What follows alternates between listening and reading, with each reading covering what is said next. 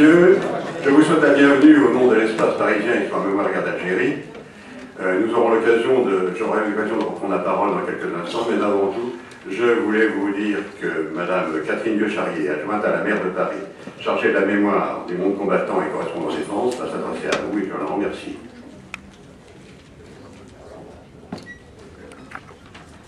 Mesdames et messieurs, chers amis, je ne vais pas faire de grande politesse ce matin parce que on est tous très fraternellement réunis ce matin. Et c'est avec beaucoup de plaisir que me revient d'ouvrir ce colloque consacré à la guerre d'Algérie au cinéma. Et je vais vous souhaiter bien évidemment la bienvenue ici, de si bon matin, à l'auditorium de l'Hôtel de Ville. Et d'excuser la maire de Paris qui, vous le savez, est très sensible aux questions que vous soulevez, qui est très sensible à vos associations, à votre association, et qui n'a pas pu être là ce matin. Je veux remercier aussi tous les intervenants de cette journée, M. Benjamin Stora, Mme Émilie Goudal, Mme Gemma Manouzi, Mme Raphaël Branche, M. Damien Litry, M. Tramor Kemener, M. David Holofen, M. Patrick Romand, M. Daniel Dutelier, M. Jean-Claude Carrière et M. Pierre Farkas. Et bien sûr, je remercie chaleureusement l'espace parisien Histoire Mémoire Guerre d'Algérie et son président, cher Jean-Pierre Nouvel, de nous proposer cette journée de dialogue, d'échange, de partage autour de cette histoire tragique, de cette sale guerre, entre guillemets, qui n'en a pas fini de livrer toutes ses vérités. Je veux aussi saluer Jean Laurence qui a travaillé si longtemps et qui travaille toujours au sein de l'espace Mémoire Guerre d'Algérie. 55 ans après la guerre d'Algérie, les mémoires, car elles sont plurielles, sont encore vives et douloureuses. Derrière chacune d'entre elles, et les nombreux films et documentaires de cette époque et sur cette époque en témoignent, il y a des familles, des survivants, des descendants et des plaies restées béantes. Pour penser les blessures, pour en finir avec les tabous, les non-dits, il est bien sûr nécessaire de permettre l'expression, le dialogue, l'échange et surtout la transmission. Il faut que nos jeunes connaissent un peu mieux cette terrible période de notre histoire qui est également la leur, car les oublis du passé sont souvent les sources de tensions et détentions actuelles dans notre société. En d'autres termes, il faut que ces mémoires plurielles s'expriment en société et que nous leur donnions une réalité concrète, tangible et de la visibilité. Elle s'exprime ainsi dans l'action collective à travers les commémorations traditionnelles qui nous réunissent chaque année. Je pense notamment à Paris, sur le pont Saint-Michel et à la station du métro Charonne, pour ne rien oublier des massacres du 17 octobre 61 et du 8 février 62. Elle s'incarne bien évidemment dans la pierre, à travers les plaques, les stèles, les monuments, qui rappellent aux visiteurs attentifs comme aux passants distraits que cela a existé. Je pense notamment au monument du Père Lachaise, à celui des soldats du contingent qu'avait fait construire Bertrand Delanoë, celui qui a été érigé plus tard des victimes de l'OAS, puis des disparus des Altéris. Et puis à cette date à laquelle vous tenez tous, de mars 62. Je pense aussi à la plaque que nous avons inaugurée cette année, Place de la Nation, qui relate un épisode assez méconnu de la répression sanglante des victimes de la manifestation du 14 juillet 1953. Ces mémoires révèlent ainsi, à travers nous, dans l'esprit des vivants, notre capacité à les rendre intelligibles, accessibles, à travers la culture, le cinéma, les arts, et à travers surtout des moments d'analyse, de dialogue, de partage, de connaissance. Et c'est pour ça qu'on a bien besoin des historiens, puisque la mémoire va s'effacer et que l'histoire va prendre toute sa dimension. C'est le sens de nombreux colloques que nous avons ici organisés à l'auditorium de l'Hôtel de Ville, et je pense au tout premier que j'avais initié en 2009-2010, si mes souvenirs sont bons, autour des massacres de Sétif, Guelma et Kirata de 1945, qui furent les prémices de cette guerre sanglante. Et c'est encore le sens de celui-ci qui nous réunit aujourd'hui autour de la façon de représenter et de dire la guerre au cinéma.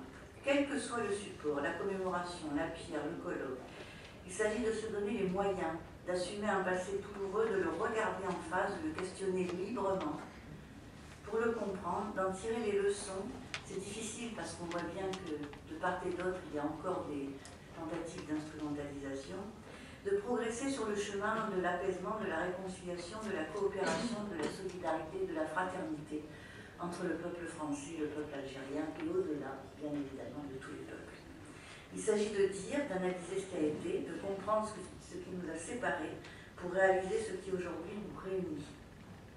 Alors, en accueillant ce colloque à l'Hôtel de Ville, la ville de Paris souhaite réaffirmer son soutien à l'ensemble des associations, des chercheurs, des scientifiques qui contribuent à ce travail d'histoire essentiel pour que jamais l'oubli, l'ignorance n'ait raison sur l'avenir. Voilà le message que je souhaitais vous faire passer ce matin en ouverture des discussions et des analyses que vous aurez tout au long de la journée et qui, je le sais, poursuivent cet objectif. Je vous remercie et je vous souhaite un excellent colloque.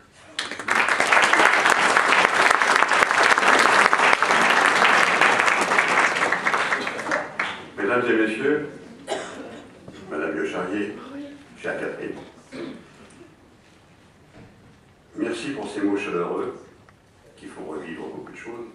J'adresse également mes remerciements à tous les collaborateurs et collaboratrices des différents services qui ont permis l'organisation de cet événement. Chacun et chacune s'y reconnaîtra, tout comme David Beau, ici présent, qui a œuvré avec pugnacité et efficacité, et notre ami Francis Miskin, l'homme à la caméra sur le programme, un ancien du service scénographique des armées, devenu l'établissement de communication et de production audiovisuelle de la Défense, dont je salue le représentant. Merci à vous tous. Moi, je vous remercie au nom de notre association d'être venus aussi nombreux. Je vous dirai pourquoi tout à l'heure à l'occasion. Votre présence, nous la devons à l'intérêt que vous prenez à nos travaux, mais pour beaucoup à la qualité des intervenants qui nous ont fait l'honneur d'y participer. Je ne vais pas reprendre l'historique de l'espace parisien sur la mémoire d'Algérie, parce que vous en avez un document à l'entrée et qu'en même temps, dans son titre, il figure tout ce que nous voulons dire à transmission de la mémoire. Nous sommes des acteurs passeurs de mémoire, des relais auprès de vous, tous. Car dans l'assistance, il y a des professeurs, leurs élèves, il y a des historiens, des écrivains, des élus, des adhérents et adhérentes d'associations d'anciens combattants, des représentants de la défense, de l'ONAC, du monde combattant, dans la diversité de leurs responsabilités. Pardon si j'en oublie. Je me permets de citer Jean Cocteau qui disait « Le cinéma, c'est l'écriture moderne dont l'encre est la lumière. » Pour transmettre notre mémoire dans le respect des faits, en ouvrant notre boîte à souvenirs, en exprimant une part de nos pensées intimes, il nous fallait des relais crédibles, talentueux, observateurs attentifs et doués d'un sens de l'écoute, y compris du non-dit. Ils sont et seront présents aujourd'hui, interprètes par la plume et par la pellicule, de ce que fut ce conflit, trop longtemps non reconnu, voire falsifié. Au cours de cette journée, les intervenants vous emmèneront sur ce chemin quelque peu chaotique de cette guerre si difficile à admettre dans sa complexité. Dans leurs écrits, transposés à l'image, à travers des réalisations très diverses, que ce soit des documentaires, des récits et des adaptations romancées, vous retrouverez les causes et les effets du conflit, les incidences politiques et économiques, les faits marquants, les personnalités des acteurs militaires et civils que nous avons été, la complexité des situations et ses conséquences humaines. J'en profite pour remercier les intervenants du travail déjà accompli à travers leurs œuvres. Un merci plus particulier à vous, Madame Djemam Daoudi, pas connue du lointain, mais si proche Canada. Chacun d'entre nous a vécu sa guerre, et avant qu'il ne soit trop tard, nous tenons à léguer ce long et souvent douloureux épisode de notre jeunesse. Ce morceau de vie, nous tenons à l'offrir aux jeunes générations, car demain se nourrit du passé et du présent. La jeunesse est porteuse d'espoir et respectueuse de la mémoire. Faisons-lui confiance. Je vous en remercie.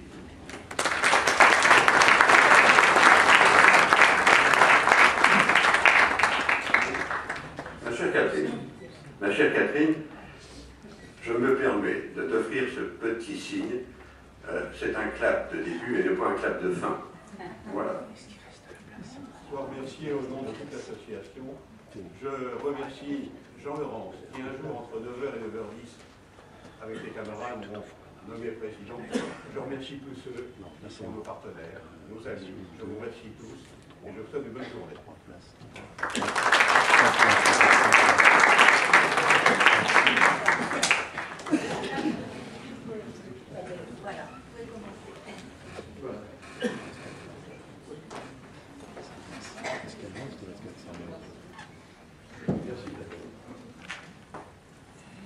Bien écoutez, sans perdre de temps, nous allons ouvrir la séance et je vous rappelle que les détails, vous les connaissez, vous avez le programme. Donc je vais tout de suite passer la parole à Benjamin Stora, qui traitera de la guerre d'Algérie au cinéma, un état des lieux. Monsieur Stora, je vous laisse le soin, comme aux intervenants, de vous présenter si besoin était, ce qui n'est pas souvent le cas. Donc je vous laisse la parole et je vous remercie. Merci beaucoup, j'interviens directement ici à partir de cette configuration. Je vous remercie de cette invitation pour discuter d'un sujet effectivement très intéressant et très important sur cette période d'histoire contemporaine qu'est la guerre d'Algérie. Et je ferai devant vous simplement une sorte de tour d'horizon, un inventaire de points de repère qui me paraissent évidents et essentiels du cinéma et de la guerre d'Algérie, parce qu'en fait on pourrait énumérer énormément de titres de films de fiction ou de documentaires sur la guerre d'Algérie, mais moi je me contenterai d'en citer quelques-uns qui m'ont personnellement marqué. Donc il s'agira, disons, d'une sorte de lecture subjective de ce rapport entre cinéma et guerre d'Algérie. Alors la première chose que je voudrais vous dire, c'est que pendant très longtemps a dominé la sensation d'absence de cinéma de fiction dans le cinéma français. Ça a été une sensation très largement partagée dans la société et surtout amplifiée notamment au moment des films américains sur la guerre du Vietnam. Lorsqu'il y a eu un déferlement de films américains sur la guerre du Vietnam, immédiatement et par comparaison, eh bien, on a eu tendance à dire mais les Français n'ont pas réalisé l'équivalent, la somme d'ouvrages et de films autour, disons, de cette période particulière, et ça a été comme ça, dans le comparatisme cinématographique et historique, disons, l'occasion de s'interroger, une fois de plus, sur l'absence de représentation de la guerre d'Algérie dans le cinéma français. Or, il faut savoir, il faut s'interroger autour de cette idée. Est-ce que réellement il y a eu absence? Et pourquoi la sensation d'absence? C'est un petit peu le démarrage de ma réflexion que j'essaierai de faire le plus brièvement possible. Il faut dire d'abord que pendant la guerre d'Algérie, effectivement, il y a eu assez peu de films réalisés par le cinéma français. Il y en a eu quelques-uns. Par exemple, j'ai découvert très récemment un film avec Charles Vanel qui s'appelait Les Suspects, qui est paru en 1957 et qui était consacré, un film de fiction de Jean Dréville, qui était consacré à la lutte contre les militants du FLN. Et Charles Vanel jouant le rôle d'un inspecteur, d'un commissaire général de la DST. Bon, j'ai vu ce film en 1957, un film qui est sorti en 1957, qui visiblement n'a pas dû marquer profondément les esprits, hein, mais c'est un film de fiction qui a été tourné et qui est sorti, distribué en 1957. Mais à part ce film de fiction, après, les autres films de fiction qui ont été réalisés avec comme sujet la guerre d'Algérie, la plupart ont été censurés pendant la guerre d'Algérie. Le problème de l'absence vient d'abord de la censure. C'est-à-dire que toute une série de films réalisés par de grands réalisateurs, pas des réalisateurs de films, hein, et on citera bien sûr Muriel d'Alain Resnais, qui a été censuré pendant la guerre d'Algérie, puisqu'il évoquait, disons, les souvenirs traumatiques d'une femme qui avait été agressée, violée, etc. pendant la guerre d'Algérie. Et on citera aussi Le Petit Soldat de Jean-Luc Godard, qui est un film de 1960, qui est, je crois, réalisé tout de suite après Un bout de souffle, qui avait connu un succès absolument énorme. Mais Le Petit Soldat de Godard n'a pas été diffusé. C'est un film très intéressant, très important. Je ne peux pas détailler le contenu synopsis de chacun des films que je vais citer en vrac et en rafale, parce que sinon je terminerai à midi. Donc c'est pas possible, je crois, Monsieur le Président. C'est pas possible. Donc Le Petit Soldat de Jean-Luc Godard, bon, c'est un film important, Adieu Philippine, de Rosier, qui est un film aussi intéressant qui a pour sujet, disons, la guerre d'Algérie, qui montre Alger, etc. Les Oliviers de la Justice de James Blue, donc, qui est aussi un film qui a été réalisé tout à fait à la fin de la guerre d'Algérie, et plus, disons, de manière plus surprenante et intéressante, le film de Claude Autant-Lara, Tu ne tueras point. Alors évidemment, Claude Autant-Lara, on l'a oublié aujourd'hui, compte tenu de l'histoire ultérieure qui a été la sienne, mais Claude Autant-Lara est un grand cinéaste français. qui avait réalisé en 1956 notamment la traversée de Paris. Et donc il était très populaire, il était très connu. Et il avait fait un film sur la guerre, enfin autour de la question de la désobéissance, désertion, refus, etc. Et ce film, naturellement, a été censuré pendant la guerre d'Algérie. Donc il y a quand même des films qui ont été faits, et la censure a paradoxalement commencé à prendre consistance la notion de silence. La question de l'absence et du silence autour de la guerre d'Algérie, dans le fond, elle prend corps autour de la non-représentation de la guerre pendant la guerre elle-même. Et cette sensation, elle est d'autant plus renforcée que les rares, très rares films algériens, du côté algérien, qui ont été faits sur cette guerre pendant la guerre, eux, alors là, carrément, n'ont jamais été montrés, n'ont jamais été diffusés, bien sûr. Bon, le plus connu était réalisé par René Gauthier, l'Algérie en flammes en 1957, et qui, alors là, n'a été découvert que 30 ans plus tard. Donc c'était finalement, disons, nous étions dans une sorte d'écran, j'allais dire, autour de la guerre d'Algérie. Alors tous ces films que je cite là très rapidement, on voit qu'il y en a sûrement d'autres. Moi je parle des films qui m'ont particulièrement marqué, ont été vus après la guerre d'Algérie. C'est-à-dire qu'ils sont arrivés dans une société qui ne voulait plus entendre parler de l'Algérie. C'est ça le paradoxe, le problème, c'est que après 62, dans les années 63, 64, 65, eh bien, nous avons cette sorte d'oubli volontaire qui existe, qui se développe dans la société française, d'essayer de tourner la page de ce qui a été un traumatisme, tout ça a été connu, raconté, analysé, et donc, malheureusement, ces films, on va les redécouvrir qu'après coup, c'est-à-dire bien plus tard, plusieurs années après, et souvent d'ailleurs, soit à la télévision, soit dans les cinémathèques, donc l'effet, disons, de ces films ne sera pas aussi puissant. Mais la deuxième séquence, pourrait-on dire, d'histoire, de représentation du cinéma français et de la guerre d'Algérie, c'est après 62.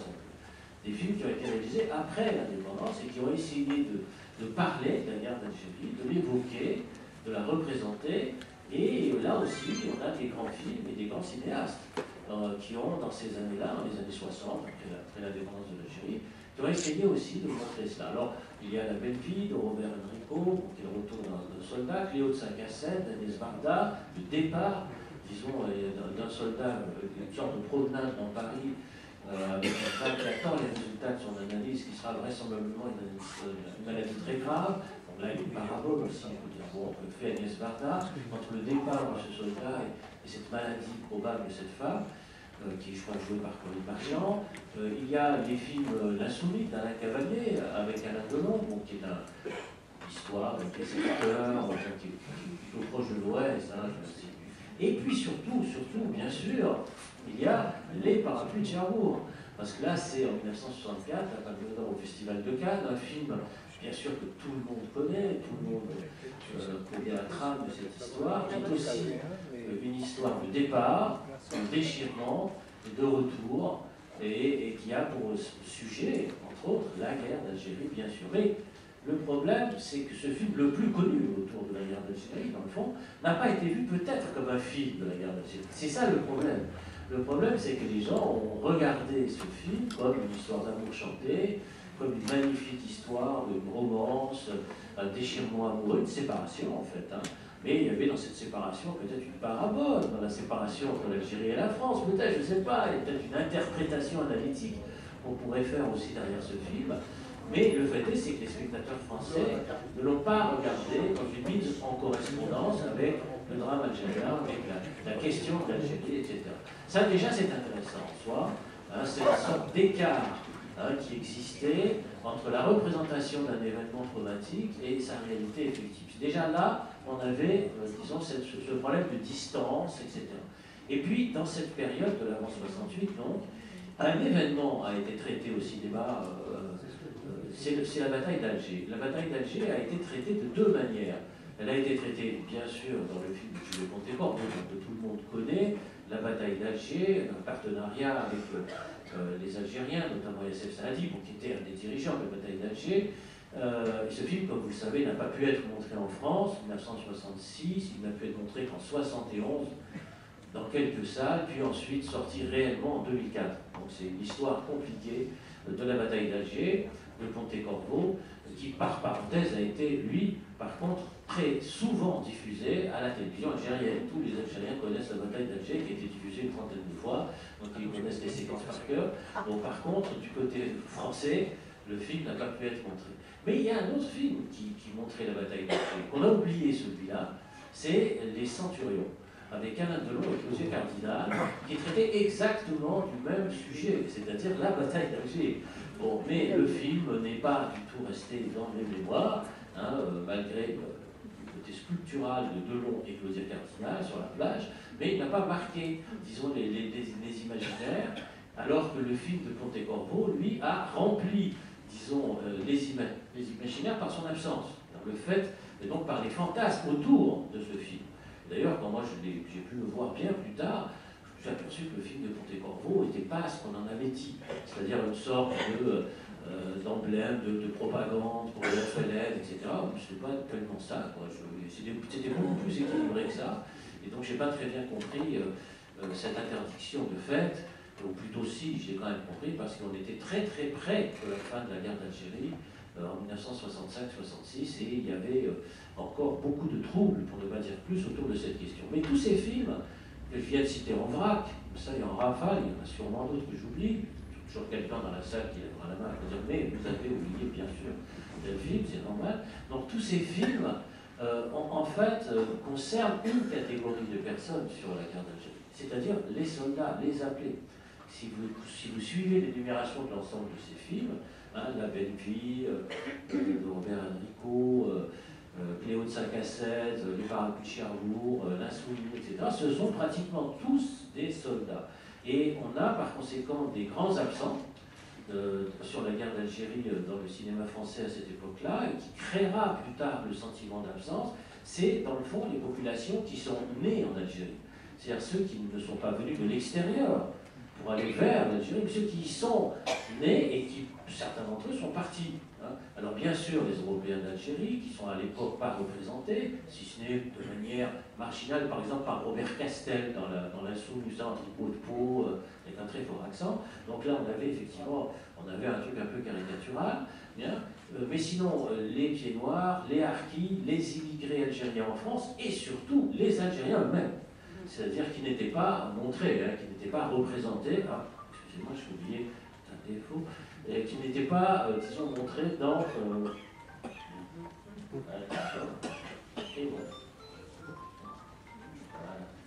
et qui n'étaient pas montrés dans ce cinéma. Alors que le cinéma algérien à cette époque-là commençait à exister, notamment par les films de Lakhdar Hamina, et notamment par un film qui était très important à cette époque-là, qui était Le Vent des Aurès, qui est sorti en 1966, mais qui n'a pas été projeté véritablement en France. Il y a eu une sorte de refus inconscient aussi dans la société française de voir le film algérien. Voilà, les films algériens qui commençaient à exister à cette époque-là. Dans le fond, on commencera à voir les films algériens qu'après 68. Hein, c'est-à-dire dans l'après-68, dans le souffle des films d'accusation, disons-le clairement, de dénonciation de ce qu'était la guerre d'Algérie. À ce moment-là, peut-être, on va commencer à regarder, à s'interroger sur la présence des Algériens dans le cinéma. Et donc, on a une nouvelle séquence qui s'ouvre dans l'après-68 avec des films accusateurs sur la guerre. Et c'est, bon, il y a 3 grands films, il y en a peut-être d'autres, enfin, il y en a 3 qui ont marqué les esprits à cette époque-là, dans les années 70. Avoir 20 ans dans les Aurès, bien sûr, de René Bautier, ça c'est bon, qui a continué son travail de mémoire sur cette question-là, ça c'est évident. RAS, d'Yves Boisset, en 1973, qui est aussi un film très critique, hein, de dénonciation, etc. Et puis enfin La Question, le film de Laurent Heinemann, qui est sorti en 1975, adapté du livre d'Henri Alès, La Question. Et donc on a, là je prends ces 3 films-là, hein, à mon sens il y en a d'autres, mais bon, ces 3 films qui me semblent les plus importants, les plus emblématiques de cette période. Et là, effectivement, dans cette période-là, des années 70, effectivement, on a pu commencer à regarder le cinéma algérien. Et un film en particulier, et celui-là aussi est important puisqu'il a eu la Palme d'Or à Cannes, c'est Chronique des années de Braise de Lakhdar Hamina, qui est sorti en 1975. Par parenthèse, ça fait 2 Palmes d'Or pour la guerre d'Algérie quand même. Hein. Donc c'est pas mal hein, quand on regarde à travers les thèmes donc sur cette séquence particulière. Donc dans les années 70, on a une sorte de retour en arrière mémoriel sur la guerre dans la version accusatoire et critique. Mais ça, c'est l'après 68. Ce qui sera moins le cas ensuite dans les années 80. Dans les années 80, les autres groupes de mémoire qui sont concernés par cette guerre vont apparaître à l'écran. Alors en particulier, je cite à mon sens, encore une fois, les films qui me paraissent les plus importants.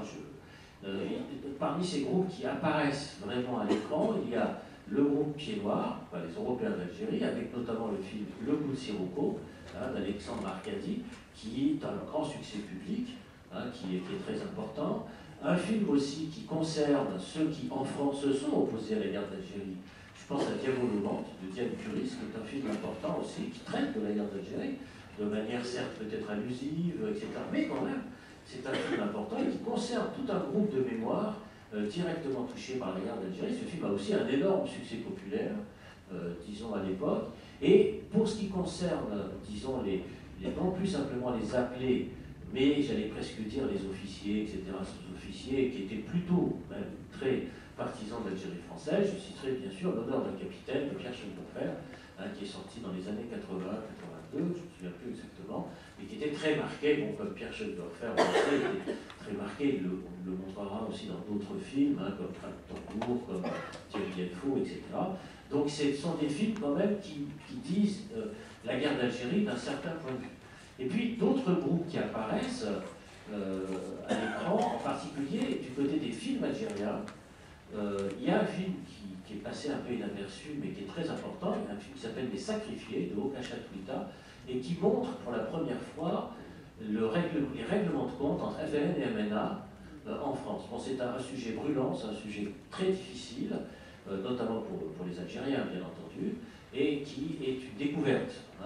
Ce film ne va pas rencontrer, disons, là aussi un grand succès. Et puis enfin, on citera dans les années 80, sur ces groupes particuliers, le film de Gérard Mordillat qui s'appelle Cher Frangin, qui est sorti en 1987, je crois, et qui est un très beau film aussi sur les soldats, les appelés d'Algérie. Donc on a par conséquent, quand on arrive à la fin des années 80, vous voyez déjà quand on fait la liste en vrac de tous ces films, ça fait déjà un certain nombre de films déjà. On est déjà loin du silence intégral quand même.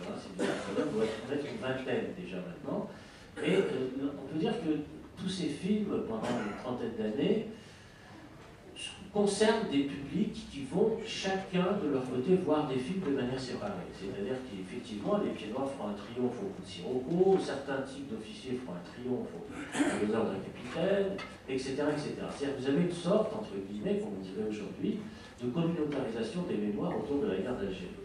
Mais l'impossibilité, disons, de produire disons, une représentation cinématographique qui essaye de montrer, pas tous les points de vue, c'est compliqué, mais au moins une diversité de points de vue et d'approche. Et c'est ça qui va être l'enjeu des années 90.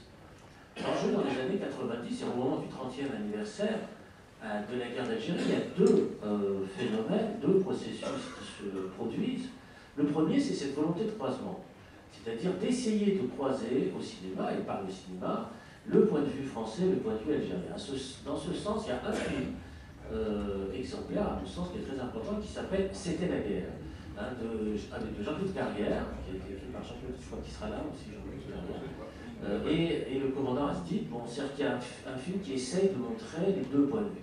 Et puis, le film de Dominique Cabrera, avec Roger Dizel, qui est un film qui s'appelle De l'autre côté de la mer, qui est un film sur la mémoire et les souvenirs, qui est très intéressant, qui est très important. Mais je dois dire tout de suite que pour beaucoup de ces films dont j'ai parlé, pour être, disons, un petit peu brutal, beaucoup de ces films n'ont pas rencontré de succès public. Alors, quand je dis ça, évidemment, ça ne fait pas plaisir aux metteurs en scène, aux gens du cinéma, etc. Mais mis à part quelques-uns de ces films, comme Le Coup de Sirocco, etc., et la plupart de ces films dont je parle n'ont pas rencontré un immense public.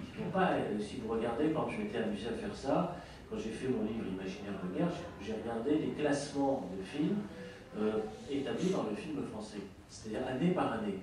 Or, les films français sur la guerre d'Algérie sont très très loin derrière. Tous les box-office, etc. Alors après, je me suis amusé à regarder aussi les audiences télévisées sur les films. Et bien là aussi, les audiences télévisées sur des films français concernant la guerre d'Algérie sont relativement faibles. Il y a donc, dans la question de l'absence, pas simplement une censure, mais une auto-censure. Et là, on rentre dans un registre plus sérieux, beaucoup plus compliqué. Parce que dans le fond, lorsqu'il s'agit de la censure d'État, on dit voilà, c'est la censure, on n'a pas pu tourner, on n'avait pas les moyens financiers de mettre en œuvre une production, donc, etc. Mais lorsqu'il s'agit de la rareté des spectateurs et de ceux qui, quelque part, pendant longtemps, pendant 30 ans, dans le fond, n'avaient pas envie d'aller voir des films qui leur parlent directement de la guerre d'Algérie, là on entre dans une autre analyse possible. Et encore une fois, comme je le disais tout à l'heure, les Parapluies de Cherbourg, qui ont été un immense succès, bien sûr, n'ont pas été vus comme un film sur la guerre d'Algérie. C'est plus tard que les historiens, etc., ont produit des travaux pour dire oui, mais attention, qu'est-ce que c'est que les Parapluies de Cherbourg, etc. Et là, on a par conséquent une interrogation sur cette sorte de distance, hein, non pas de refus, parce que ce serait trop fort comme mot, mais de distance du public français. Il y a d'autres films des années 90, comme Outre-mer de Brigitte Rouen, Le vent de la Toussaint de Gilles Bréa, qui sont aussi des films intéressants. Hein. Je parle des années 90, et Des feux mal éteints, qui a été réalisé par Serge Moiti sur la base du roman de Philippe Labro, qui est sorti en 1993. Bon, tous ces films existent. Tous ces films nous disent ce qui s'est passé. Beaucoup d'ailleurs sont des films qui nous parlent de la fin de la guerre d'Algérie. C'est des années 61-62. Bon, on a par conséquent une production, on a quelque chose qui existe, etc. Alors, par parenthèse, dans ces années 90, donc ces tentatives critiques de décloisonnement et de circulation de mémoire, il y a un grand absent, c'est le cinéma algérien des années 90 sur la guerre d'Algérie, parce que alors là, le cinéma algérien, disons, est en part, entre guillemets, parce que l'Algérie traverse une crise énorme, qui est une sorte de guerre civile, naturellement, notamment entre l'État algérien, l'armée et les islamistes, qui fait plus de 100 000 morts. Et là, on est dans une situation très très dure, très très difficile, de guerre qui suit une autre guerre, qui était la guerre d'indépendance algérienne. Et là, on a par conséquent un cinéma algérien qui va avoir du mal à remonter la pente, mais il le fera, et j'en parlerai tout de suite après, je vais essayer d'aller vite, mais il le fera surtout dans les années 2000. Mais il y a un autre aspect dans les années 90 qui est très fort, c'est l'arrivée dans le monde des images non fixes, mouvantes, c'est l'arrivée des documentaires sur la guerre d'Algérie. C'est l'arrivée en force des documentaires, qui viennent, non pas suppléer, mais en renfort presque, des films de fiction. Alors je sais que ce n'est pas le thème d'aujourd'hui, parce que le thème c'est le cinéma, mais quand même, on est obligé de constater que dans les années 90, vont sortir beaucoup de documentaires, celui de Peter Batti sur la guerre d'Algérie, documentaire par exemple de Mehdi Lanaoui, Le silence du fleuve, celui que moi-même j'ai fait, Les années algériennes, en 92, 91. Il y a le documentaire de Bertrand Tavernier, La guerre sans nom, qui sort en 92, c'est mes sources. Bon, ça vous fait 4-5 grands documentaires au moment de 92 en particulier, l'année anniversaire, c'est toujours des années anniversaires, bien sûr. Il y a 4-5 grands documentaires qui commencent, disons, à imposer dans le champ éditorial, culturel, politique français, la guerre d'Algérie. C'est, je crois, là le vrai tournant. Le vrai tournant, il vient dans le fond pas par l'apparition d'un grand film de fiction capable de marquer, disons, les imaginations, mais dans le fond, la guerre d'Algérie au niveau des images, et on connaît la puissance des images, sa force de pénétration, sa fabrication des imaginaires, eh bien, c'est essentiellement, je crois, par les documentaires qu'on a un souffle, disons, nouveau, qui permettra, je crois, dans les années 2000, de pouvoir regarder à nouveau, disons, des films de fiction en France et en Algérie, et qui vont continuer dans la production. Et alors, dans les années 2000, il y a, à mon sens, 3 grands films français sur la guerre d'Algérie, quand même, qui ont été produits, qui ont été diffusés, distribués. Le film de Philippe Faucon, La trahison, qui est sorti en 2005, bon, qui est une sorte d'interrogation d'un officier français, je crois que c'est l'adaptation d'un livre de Claude Sall, qui s'appelle La trahison, d'ailleurs, tout simplement, et qui est un officier, un sous-officier français qui s'interroge sur le fait de savoir qui est le militant du FLN qui compose son peloton, parce qu'il a reçu une information de son commandement, lui disant qu'il a effectivement quelqu'un, etc. Donc, pendant tout le film, il s'interroge, il soupçonne, etc. Enfin bref, il faut voir le film, je ne raconterai pas la fin, bien entendu. Et puis il y a le film L'ennemi intime, qui sort aussi à cette époque-là, dans les années 2009, je crois 2007-2009, qui lui-même d'ailleurs s'adosse aussi, précède un documentaire du même auteur qui sera là aussi, je crois, cet après-midi, qui est Patrick Rothman, et qui est un film, alors là, j'allais presque dire, à caractère presque hollywoodien. Je veux dire, dans son format, dans sa production, dans son budget, dans son casting, etc. On a là un grand cinéma extrêmement puissant, qui télescope d'ailleurs toute une série de séquences historiques et tout à fait spectaculaires pour donner à voir, disons, un film très impressionnant qui va, grosso modo, de l'équivalent de ce qu'on pourrait appeler le massacre de Bélouza jusqu'à l'utilisation du napalm, en passant par le déplacement de population. Tout ça ramassé sur un seul film en 2 heures, ça nous donne un paysage absolument apocalyptique, qui ne correspond pas forcément, disons, à la réalité historique, évidemment. Donc, c'était pas tout à fait comme ça. Et puis, enfin, il y a un troisième film qui m'a beaucoup intéressé dans le cinéma français. C'est un film qui s'appelle Bon Colonel, de Laurent Herbier, qui là aussi est un très beau film, mais qui n'a pas eu l'audience espérée, qui traite de l'année, je crois, 57 en Algérie. On voit même la présence de François Mitterrand passer dans le film. Dans ce film, puisque François Mitterrand, comme vous le savez, était le ministre de la Justice. En 1957, il a joué un très grand rôle, notamment au moment de la bataille d'Alger. C'était lui le ministre de la Justice. Et donc on le voit dans ce film passer, c'est intéressant, c'est rare, c'est très rare. Et ce film-là, qui est très subtil, qui est très fin, qui est, à mon avis, un des meilleurs films sur la guerre d'Algérie, Mon Colonel, là aussi n'a pas rencontré son public. Donc on a, par conséquent, peut-être aussi à avoir une interrogation sur cette question, et pas simplement s'interroger sur l'absence en général du cinéma français dans le paysage, etc. Je crois que c'est plus compliqué que ça, c'est beaucoup plus intéressant. Et dans les années 2000, le cinéma algérien va se, entre guillemets, réveiller par des films qui ne sont pas montrés en France. Là, on est aussi dans un vrai problème de croisement, d'histoire, de récits, de circulation des images. Il y a 3 films algériens qui ont été faits à cette époque-là et qui concernent 3 personnages historiques algériens. Il y a un film très long qui a été fait sur un personnage qui s'appelle Ben Boulaïd, qui était le responsable des Aurès. C'est un film de plusieurs heures qui a été diffusé en 5 ou 6 épisodes par la télévision algérienne. Donc ça c'est un film important. Il y a un film sur un personnage historique que tous les Algériens connaissent et qui s'appelle Ahmed Zabana. Zabana est le premier condamné à mort algérien exécuté par la France en 1956, ce qui a été à la cause de la bataille d'Alger. Donc ce film raconte son histoire, raconte sa vie, la vie de Zabana. C'est un film qui a connu un succès important en Algérie. C'est pour ça que je le mentionne, parce que c'est un film maintenant qui s'inscrit dans le paysage cinématographique algérien. Et puis il y a un film qui va sortir, que j'ai commencé à voir, qui sort là, le mois prochain, qui est consacré à Larbi Ben Midi. Larbi Ben Midi a été un des responsables algériens d'Alger, et qui ensuite a été tué en 1957, en février 1957. Larbi Ben Midi, donc c'est sa biographie, ce sont des biopics en fait, qui sortent du côté algérien. Il y en a un autre qui est en préparation, et qui n'est pas sorti du tout, qui est en tournage, qui est consacré à Krip El Kasser. Et là, je ne sais pas si ce film va sortir, puis il est en tournage, en préparation, etc. Donc tout ça pour vous dire qu'il y a comment dire, un retour du cinéma algérien par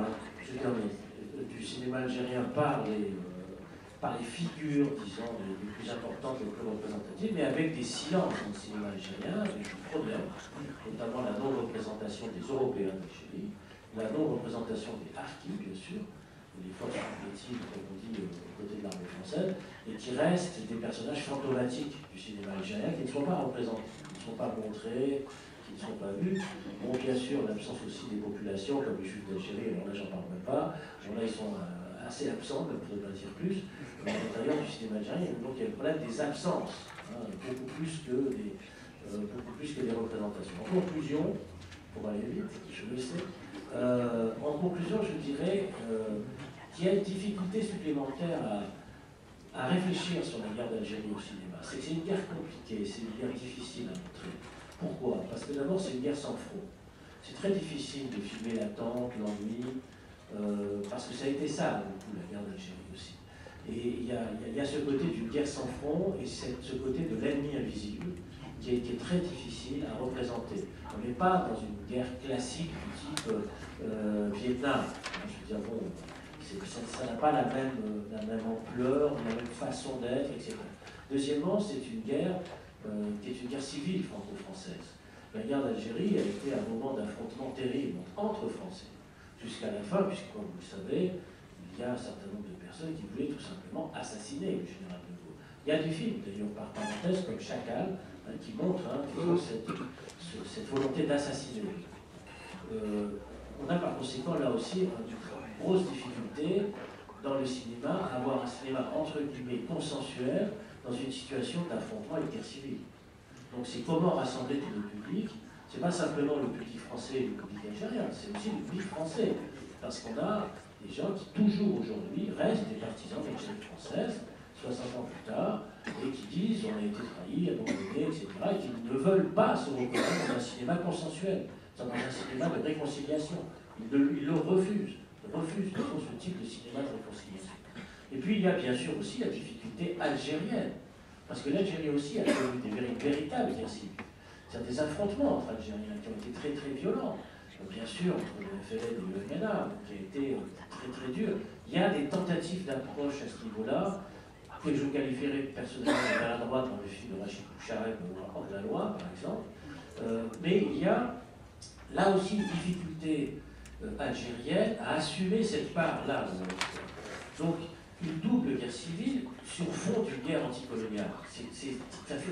Ça fait compliqué à montrer ça. Ça fait compliqué à montrer parce qu'au milieu, vous avez des populations civiles qui sont déplacées. Vous savez que 2 millions de paysans algériens ont été déplacés. Ça, c'est quand même colossal. Et dans le fond, à part le film de Cécile de Cugis, qui vient de décéder récemment, qui était une assistante, je crois, de Truffaut, qui a monté le film de Godard, etc., mais qui avait fait un film qui s'appelait Les Réfugiés, qui n'a pas été montré, que j'ai vu. C'est sur les réfugiés algériens aux frontières tunisiennes, qui étaient de l'autre côté de la frontière, qui étaient très nombreux, les réfugiés, tout simplement algériens. La vie quotidienne de ces populations-là, la vie des populations paysannes déplacées, parce que l'Algérie, c'était le bled, c'est la paysannerie, fondamentalement. Or, la représentation qu'on a de la guerre d'Algérie, c'est beaucoup les villes. C'est toujours la ville, la ville, la ville.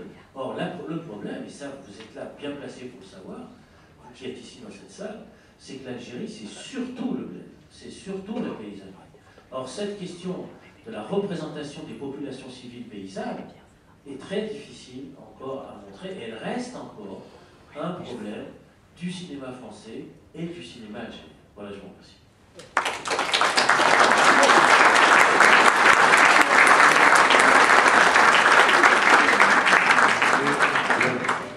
Donc vous tous, cher Benjamin Sora, je tiens à vous remercier pour ce préambule important de notre journée. Je crois que l'état des lieux que vous avez fait nous permet d'entamer la journée sur des sujets plus particuliers. Mais je tiens à vous remercier. Bon, il était inutile de vous présenter et de savoir l'amitié que vous nous portez. Et je tiens à vous remercier au nom de l'Espace Mémoire et du public nombreux qui est aujourd'hui et la jeunesse qui est venue nous faire cet honneur d'assister à ça avec leurs enseignants. Parce que, je le répète, ce sont les historiens et l'éducation qui permettront de transmettre cette mémoire qui nous est chère. Donc je tiens à vous remercier. Oui, je proposerai s'il y a des questions. Donc il y a des micros, voilà. Donc merci à celui qui veut bien passer le micro. Dans l'équipe, eh bien si c'est pas grave, je vais le faire. Merci.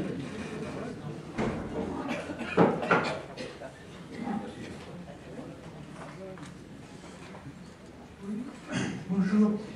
Parmi les films qui ont comme toile de fond la guerre d'Algérie, moi je pense à Ascenseur pour l'échafaud. Alors je ne sais pas, c'est surtout, je pense que l'Indochine comment ça s'appelle, un toile de fond, mais je pense que c'est aussi l'Algérie, effectivement, et c'est traité d'une manière assez sensible, tout ça. Et puis bon, je pense que Louis Malle a des problèmes à régler aussi avec sa bourgeoisie d'origine. C'est plus l'Indochine, je pense. Oui. La référence à l'Indochine. Oui. Parce que... bon, la journée d'aujourd'hui est consacrée à l'Algérie, mais l'absence, à mon sens, la plus grave, la plus importante, la plus significative du point de vue de l'engagement français, c'est l'Indochine. Parce que les films français sur l'Indochine sont très rares. Les films sur la guerre d'Indochine, bon, la 317e section, tout le monde connaît, mais quand on a fini la 317e section, il y a pratiquement très peu de films sur la guerre d'Indochine. Or, la guerre d'Indochine a fait 2 à 3 fois plus de morts du côté français que la guerre d'Algérie. Donc c'est quand même un gros problème, et elle a duré plus longtemps que la guerre d'Algérie. Donc c'est quand même un vrai trou de mémoire français, qui est la guerre d'Indochine. J'en profite simplement au passage pour parler d'ascenseur pour l'échafaud. Oui, on peut rappeler une chose que vous savez tous, c'est qu'il a fallu 37 ans à la France pour reconnaître l'état de guerre en Algérie. Le langage populaire français depuis longtemps disait la guerre d'Algérie, mais il n'y avait pas, au plus haut niveau de la République, il n'y avait pas de guerre d'Algérie. L'appellation guerre d'Algérie date de 1999, c'est-à-dire 37 ans après la fin de la guerre d'Algérie. Pour revenir rapidement avant de passer la parole, simplement, il faut savoir aussi que pour entre nous qui avons 20 ans à l'époque, resituer 1945 de se terminer, la guerre d'Indochine se termine en 1954, et nous nous retrouvons avec des combattants de métier qui, eux, pour la plupart, ont servi de métier et d'actifs, ont servi d'ailleurs, d'abord en 39-45, puisque vous voyez le rapport des âges, ainsi que l'Indochine, et nous nous retrouvons dans des bataillons, pour ceux qui y étaient d'ailleurs, avec des compagnons, des camarades, qui ont fait l'Indochine. Et vous pouvez comprendre, à travers ce qu'a dit M. Stora et autres, c'est des incidences qu'il peut y avoir sur le comportement, sur la façon de voir. Voilà. Je cède la parole au public. Il y a certainement à droite comme à gauche peut-être, et les jeunes avant vous. Voilà, merci. Madame. Oui. Le fait d'eau, monsieur. Oui, c'est moi. Mais pour prolonger un petit peu sur Ascenseur pour l'échafaud, Ascenseur pour l'échafaud parle aussi des Allemands qui sont de la Légion étrangère, qui sont en Indochine. Voilà. Oui, mais ça c'est un sujet. Alors, madame. Vous pardonnerez, je suis à contre-jour par rapport. Pardon, je l'ai oublié.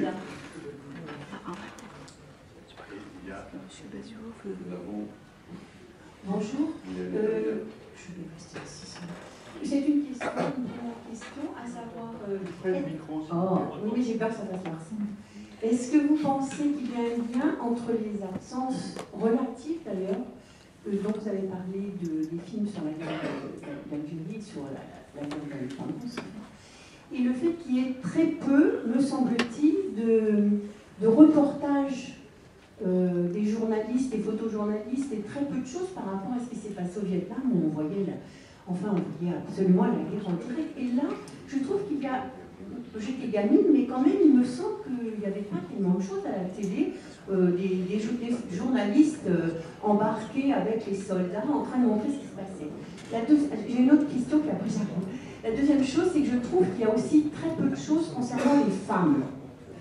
Et je ne vous l'avais pas souligné, mais dans les absentes, je trouve que les femmes, que ce soit le traitement qu'elles ont dû subir de la part des soldats français, qu'elles ont dû subir ensuite de la part des Algériens, parce que c'était pas simple non plus, je crois savoir qu'elles ont eu beaucoup de mal à obtenir leur carte d'ancien combattant pour nombre d'entre elles. Il me semble que ça c'est une absence aussi, non? Absolument, ça je m'en excuse, j'étais sûr qu'il y allait avoir une absence. J'ai pas pris de note en plus, rien, alors là c'est la catastrophe. Donc il y a effectivement une absence, et je m'en excuse. Il y a un film algérien documentaire très important sur les femmes qui s'appelle Combien je vous aime, de Asdin Betour, qui n'a pas été diffusé en France et qui est consacré aux femmes condamnées à mort, qui étaient dans les prisons françaises et qui a été diffusé à la télévision algérienne. Donc si un jour vous avez la possibilité de... C'est entièrement consacré aux femmes algériennes. C'est un documentaire qui a été, je crois, sorti en 1985 et diffusé plusieurs fois. Par contre, du côté français, effectivement, il y a très peu de films sur les femmes françaises dans cette guerre, que ce soit comme épouse, comme fiancée, comme aide-soignante ou comme combattante. C'est encore une absence tout à fait remarquable. Par contre, il y a toute une série de travaux universitaires, dont ceux de Raphaël Branche, ici présent, sur la question des femmes, notamment qui ont subi des violences pendant la guerre d'Algérie, mais la représentation visuelle de ces exactions au niveau des films de fiction, notamment, reste encore extrêmement problématique, et vous avez raison de le souligner. Sur la première question que vous avez posée, il y a une différence d'époque entre la guerre d'Algérie et la guerre du Vietnam, bien entendu. C'est pas la même, nous ne sommes pas dans le même monde. La guerre d'Algérie, ce sont les années 50, fondamentalement. La guerre du Vietnam, ce sont les années, fin des années 60, début des années 70. C'est la guerre du Vietnam, on l'a vu avec le documentaire extraordinaire qui a été diffusé récemment, je pense que vous l'avez vu, enfin, j'espère, qui est diffusé sur Arte. On a un déferlement d'images, de reportages, de caméras embarquées, etc., qui est extraordinaire concernant, et qui a porté, vous savez, ça a été un grand débat aux États-Unis. Est-ce qu'on n'a pas perdu la guerre parce qu'il y a trop d'images diffusées en direct, etc. Enfin, vous connaissez ce type de débat. Mais je dois vous dire quand même que du point de vue de la guerre d'Algérie, même si les époques n'étaient pas les mêmes, donc l'engagement visuel, la puissance plutôt, il n'y avait pas de chaîne d'info en continu, il n'y avait pas tout ça, etc. Puis il n'y avait qu'une seule chaîne de télévision française, mais quand même, il y avait du côté français une grande production d'images qui s'est faite par le service cinématographique des armées au niveau des images fixes et des documentaires, puisque par une thèse, par exemple, qui a été soutenue par Marie Chauminot récemment, il y a quelques années, elle a montré le fond extraordinaire des photographies françaises de la guerre, prises par les soldats français de la guerre, et qui est un stock d'images évalué entre 3 et 400 000 images qui sont déposées à Ivry, aux archives cinématographiques de l'armée, sans compter les images animées, des documentaires qui ont été pris sur les hélicoptères, etc., et qui restent encore à exploiter. Donc il y a quand même. Et puis, il ne faut pas oublier aussi que 5 colonnes à la une, qui est né pendant la guerre d'Algérie, comme la 5e République, et la Constitution actuelle aussi, qui est née. Bon. Donc 5 colonnes à la une, et la grande émission s'ouvre par la guerre d'Algérie, c'est-à-dire la vie quotidienne de Charlie Robert, le sergent Charlie Robert. C'était la première émission de 5 colonnes à la une. Bon. Alors évidemment, moi j'ai beaucoup travaillé sur cette émission quand je fais les années algériennes, et parce qu'on a rencontré Charlie Robert qui nous a expliqué les conditions du tournage, c'était entièrement bidonné, quoi. Je veux dire, tout était préparé d'avance, il n'y avait pas de combat, il n'y avait personne qui tirait de coups de mitraillette, il y avait un avion en piqué, il n'y avait rien du tout. Donc tout était entièrement scénarisé, enfin bon, mais c'est normal, bon, c'était des conditions de l'époque qui le voulaient. Néanmoins, il faut souligner, disons, le mérite de ce type de reportage. Pourquoi ? Parce que dans le fond, ce reportage à la télévision française, à une ère de grande écoute, et qui ouvrait sur une grande émission de télévision, annonçait du côté français la reconnaissance de cette guerre. C'est ça que ça signifiait fondamentalement. C'est-à-dire qu'on reconnaissait devant le grand public ce qui avait été tu dans le fond jusqu'alors, qu'il y avait des choses très graves qui se passaient en Algérie. Alors on le savait par des actions militantes, par des tracts qui circulaient, par des revues, par des journaux interdits, à l'Express, l'Humanité, France Observateur, Esprit, Témoignage chrétien, tout ce qu'on veut, mais à la télévision française, très très contrôlée, je ne vais pas dire plus, à l'époque, sur une seule chaîne, voilà qu'à 20h30 s'ouvrait la vie quotidienne d'un soldat en Algérie confronté à une situation de guerre. C'est un très grand choc pour la société française.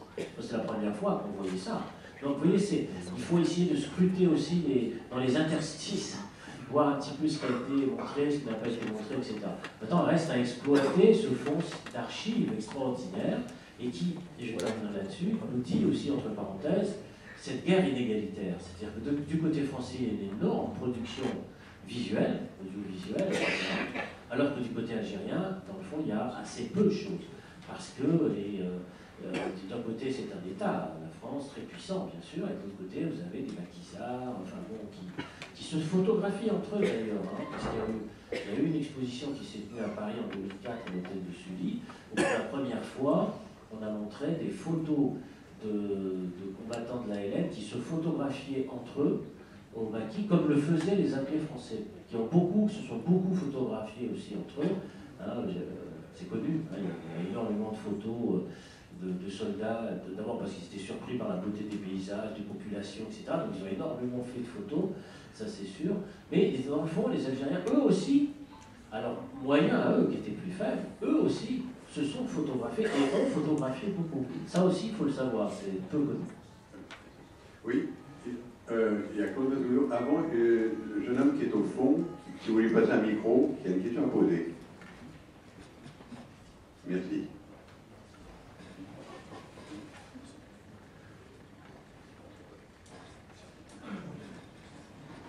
Oui, bonjour, je voudrais parler des minorités dont parlait M.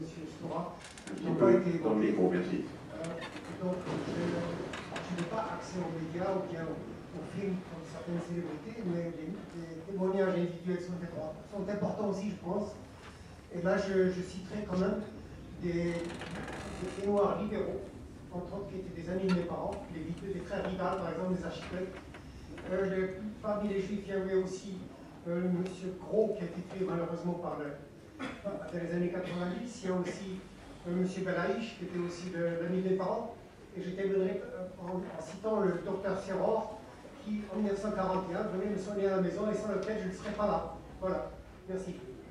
Alors, sur les architectes libéraux, il y a un film en préparation sur Fernand Pouillon, qui a fait les cités d'Alger en 57, pas simplement en 62 après l'indépendance, mais il a été un architecte qui est arrivé, qui a travaillé avec les libéraux de l'époque en 56, 57, 58, qui avait pour nom, comme vous savez, Jacques Chevalier, Germain Fillon, les centres sociaux, etc. C'est en préparation. Oui, Claude Bazoulot, professeur d'histoire-géographie dans le 15e arrondissement. Alors justement, la parole.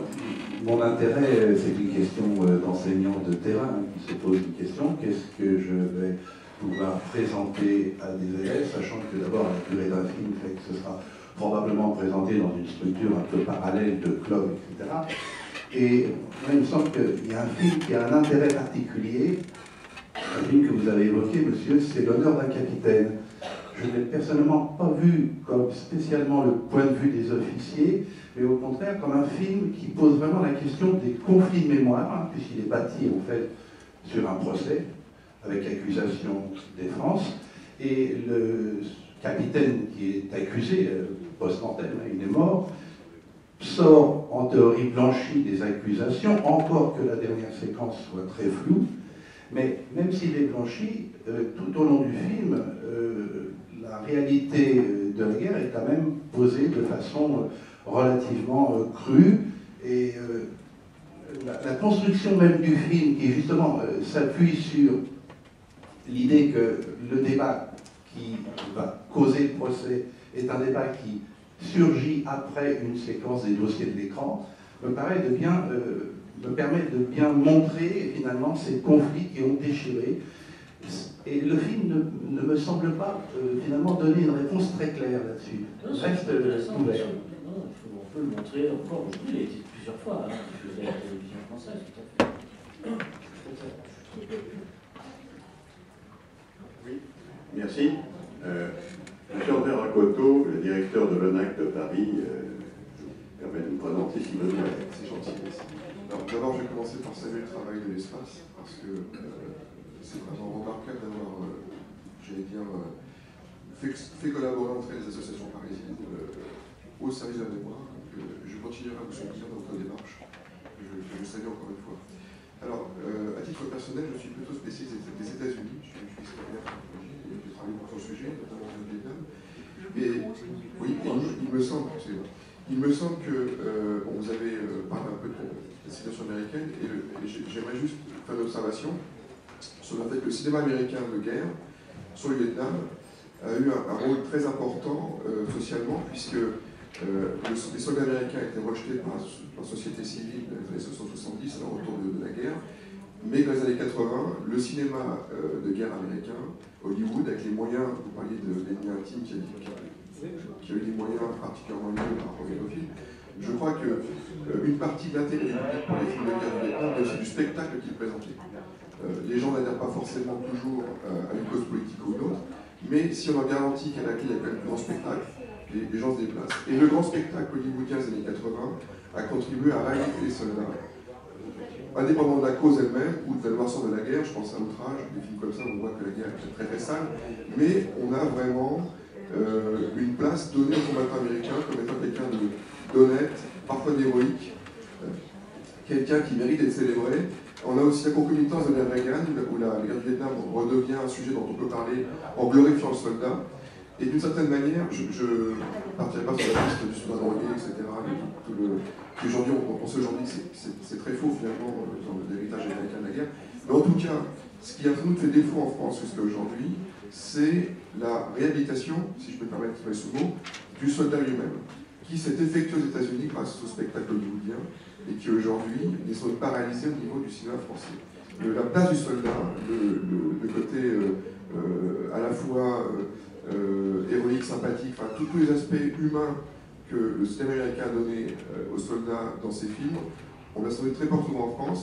Et un autre vecteur que par ailleurs on n'a pas eu en France, je crois, mais qui existe aux États-Unis et qu'on a eu en France du fait de l'exportation des séries télévisées, c'est justement les séries comme Tour of Duty, qu'on a baptisé, je ne sais plus, avec Enfer. Il y a eu toute une série de films avec le mot Enfer à l'intérieur, que les traducteurs des titres de cinéma et de séries ont adoré mettre le mot Enfer partout. Bref. Et aussi China Beach, etc., qui étaient des séries qui ont aussi participé à l'humanisation du soldat américain pendant le Vietnam. Voilà. Simplement, je voudrais vous signaler que j'ai écrit un livre entier sur la comparaison entre le film américain. Je le connais. D'accord. L'imaginaire de guerre, qui compare les deux cinémas, français et américain, sur le Vietnam. Je crois que c'est plus difficile du côté français, je l'ai dit très rapidement dans ma conclusion, de montrer, disons, cette guerre comme l'ont montré les Américains sur le Vietnam, parce que l'aspect guerre civile est très fort dans la guerre d'Algérie et les problèmes de population. Pourquoi? Parce que dans le fond, les Américains au Vietnam n'ont pas de population locale sur place. Donc pour eux, j'allais presque dire, c'est un raccourci, c'est pas grave, c'est une guerre aérienne, en grande partie, par bombardement aérien sur les populations au sol. Ils n'ont pas de population. Donc pour eux, ils avancent comme une étape qui monte, et ensuite l'ennemi au sol qui suit derrière et qui rentre dans les villages. L'Algérie, c'est la France, c'est pas pareil. Je veux dire qu'on n'est pas du tout dans la même configuration, à la fois juridique, politique, culturelle, institutionnelle, etc. Comment avancer, disons, sur un territoire considéré comme français, si on pratique des bombardements aériens permanents à distance sur des populations qui sont considérées, ne l'oublions pas, comme françaises? Je veux dire, même si c'est dans la citoyenneté, tout ce qu'on voudra, etc., mais quand même, ce sont des territoires, des populations, et non seulement ça, il y a aussi, dans les campagnes, il y a ceux qu'on a appelés, entre guillemets, les colons, qui étaient les Européens d'Algérie, qui d'ailleurs parlaient l'arabe, vivaient avec eux, étaient des colons, effectivement, et qui étaient nombreux. Ce qui n'est pas le cas des Américains au Vietnam. D'ailleurs, cette difficulté-là, elle est signalée dans un film américain sur le Vietnam, dans une séquence qui a sauté au montage et qui a été restituée aujourd'hui, c'est dans le film Apocalypse Now. Dans Apocalypse Now, il y a une séquence extraordinaire, vous la connaissez bien entendu, c'est à un moment donné quand l'équipe, entre guillemets, arrive dans une famille française. Ils arrivent dans une famille française parce que quand ils remontent pour aller tuer Kurt, ils arrivent et ils tombent sur une famille française. Et qu'est-ce qu'elle lui dit de cette famille française? Vous n'arriverez jamais à rien comprendre. Nous, on comprend, parce que nous, on est nés ici depuis des générations. C'est notre histoire, c'est notre vie, c'est notre famille, c'est notre plantation, on ne partira jamais. Et ça, il dit ça aux Américains, à l'Américain qui est là. Et parce que lui, il est considéré comme quelqu'un d'extérieur à cette histoire. Le problème est là, c'est-à-dire que, si on veut bien revenir à l'Algérie, ça faisait un siècle et demi que les Français étaient en Algérie. Donc ils ne pouvaient pas se considérer comme extérieurs à cette histoire, même si, lorsque les soldats arrivaient en Algérie, ils disaient « mais c'est quoi ce pays ?» où on nous dit que c'est la Méditerranée qui traverse la Seine et tout ça, alors que c'est pas vrai. Donc, mais dans les discours, dans les représentations, dans les imaginaires, vous voyez ce que je veux dire? C'est pas pareil qu'un soldat américain qui arrive au Vietnam et qui n'a qu'une seule idée en tête, c'est revenir, c'est pas chez moi, j'en ai rien à faire, etc. C'est beaucoup plus compliqué pour les soldats français.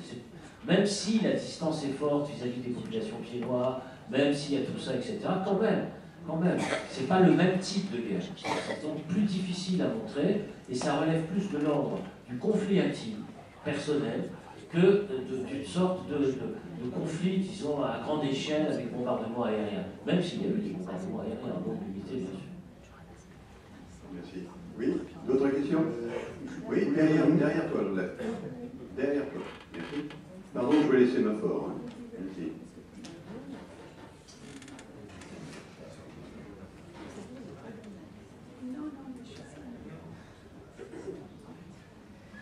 Oui, merci. Merci à la mairie de Paris, merci Monsieur Stora et merci aux organisateurs. Je suis une enseignante pendant 40 ans à Boulogne-Billancourt, originaire de Perpignan, et je suis cinéaste sur la mémoire des combats des femmes et la mémoire des résistants et résistantes. Ce que j'ai envie de dire aux jeunes qui sont là et qui sont du lycée de Rueil, et que je connais bien, le lycée de Rueil, c'est de prendre l'œuvre de Germaine Tillon et de la lire.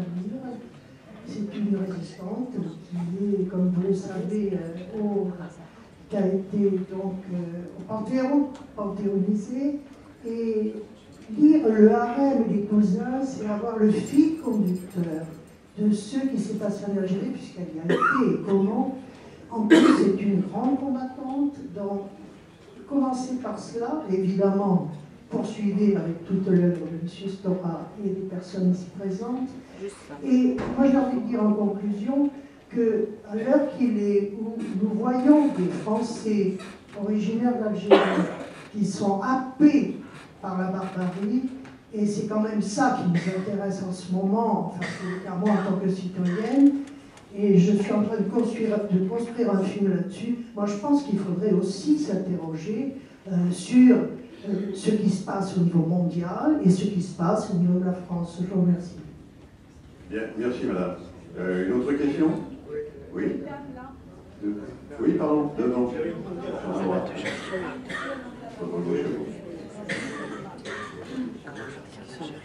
Merci. Juste dans la série, vous n'avez pas parlé d'eux. Il y a un film qui n'est pas un grand film, mais qui est tiré d'un livre absolument majeur, qui s'appelle Meurtre pour mémoire, de Laurent Heinemann, qui a contribué, en tout cas le livre de Taninx, à faire sauter le tabou du 17 octobre 61. Il faut rappeler qu'en France, jusqu'à 1989, officiellement, ça n'a pas existé. Il faut une exposition à la Défense, ouverte par le président Mitterrand, pour qu'il y ait des images du fameux film de Jean Michel, Octobre à Paris. Deuxième question, c'est un peu curieux, mais pourquoi il n'y a pas eu de film sur l'aventure, je dirais, des porteurs de valises? C'est quand même une aventure très particulière, et c'est très étrange qu'on n'ait pas raconté cette histoire, que je connais pour des raisons familiales, parce que ma maman en était, mais je veux dire, c'est une histoire formidable à raconter pour un cinéaste. Oui, Monsieur. Alors, effectivement, dans la série Oubli, j'ai oublié Jacques Paligel, dans les films censurés, bon, c'était un film de 1962 sur le 17 octobre 61, qui est ressorti récemment, qui a été rediffusé récemment, et qui n'a pas eu beaucoup d'écho non plus. Hein. Je veux dire, bon, il est ressorti 30, 40 ans après, quelquefois tombe un petit peu comme ça. La grande question que je me pose, toujours, sur cette question de guerre d'Algérie et de cinéma, dans le fond, c'est les origines de la guerre d'Algérie, c'est-à-dire l'avant-guerre d'Algérie. C'est-à-dire pourquoi on arrive à la guerre. Donc la question de la conquête en particulier, là par contre, il n'y a pas de film du tout, de grand film de fiction français, je parle de film français, sur la conquête de l'Algérie. C'est-à-dire que quand on montre cette histoire par sa fin, ça devient une sorte d'engrenage incompréhensible de la violence. Donc on ne comprend plus rien. Il y a des gens qui disent, dans le fond, qu'est-ce qui s'est passé? Pourquoi tout le monde est si violent, si méchant, si terrible, etc. Bah, si tout le monde est si violent et si méchant, c'est qu'il s'est passé beaucoup de choses avant. Et avant, il n'y a pas simplement eu Sétif, etc., mais avant, il y a eu une guerre de 30 ans, qui était une guerre qui a commencé en 1832 et qui s'est finie en 1871. C'est une guerre de 30 ans, une guerre de conquête, qui a été absolument terrible. Et c'est l'absence de cette guerre de conquête, peut-être qui pèse sur le récit de fiction de la guerre elle-même d'Algérie. C'est-à-dire qu'on est toujours dans des fins de guerre. Hein, c'est le propre du cinéma français de mettre l'accent sur la fin de guerre, qu'il faut montrer, bien sûr, mais quand on ne montre que les enlèvements européens à Oran, le massacre des Harkis, le départ des Pieds Noirs, le côté désespéré, chaotique et incompréhensible de l'après-accord d'Évian, alors on est dans des situations muettes, chaotiques, incompréhensibles, de violence abstraite. On est dans de la violence totalement abstraite. Donc là, il y a une absence. Là, vraiment, on peut parler de trou de mémoire, parce que cette histoire-là est une histoire française. Elle a été racontée, bien sûr, par des historiens, Charles-André Julien, Charles-Robert Ageron. Elle a été racontée aussi par des écrivains, comme François Maspero, qui a écrit un très beau livre, qui s'appelle L'honneur de Saint-Arnaud, et qui a écrit un grand livre sur sur la conquête coloniale. Bon, mais le cinéma lui-même ne s'en est pas véritablement emparé. Je crois qu'à ma connaissance, il n'y a qu'un seul film qui a été fait sur, disons, la conquête coloniale. C'était l'adaptation du roman de Jules Roy, qui a été montré à la télévision française. Et j'arrive pas à me souvenir Les Chevaux du Soleil. Les Chevaux du Soleil. Voilà, je cherchais Les Chevaux du Soleil, mais qui était une version très édulcorée, qui a été faite il y a une trentaine d'années, mais qui avait le courage quand même de parler de l'arrivée des soldats français en Algérie dans les années 1840-1850. C'est pratiquement le seul exemple de visualisation, de représentation de cette histoire-là. Et si on met pas, si on raccorde pas l'avant et l'après, bah, dans le fond, on a le sentiment qu'on ne comprend rien de cette histoire. On ne la comprend pas, on ne sait pas ce qui s'est passé. Donc c'est pour moi ça le grand problème de l'absence du cinéma français. Pardon. Oui, une dernière question. Après, j'ai une communication à vous faire. Oui, moi j'ai une question maintenant. Attendez. J'ai priorité. Je suis là. Moi, je voulais rappeler un oubli, mais il a été rattrapé parce qu'on m'a pas donné la parole en même temps. C'est le film de Panigel.